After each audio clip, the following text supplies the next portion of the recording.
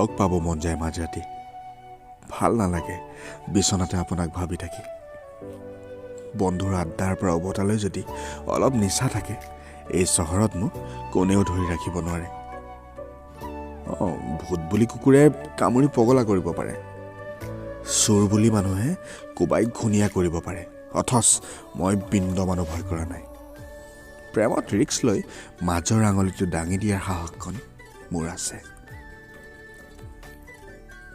ভাগৰৰ অজুহাত আপুনি ওলাই আহিব নোখোজিলে মই কি উভতি যামগৈ বুলি ভাবিছে নেকি?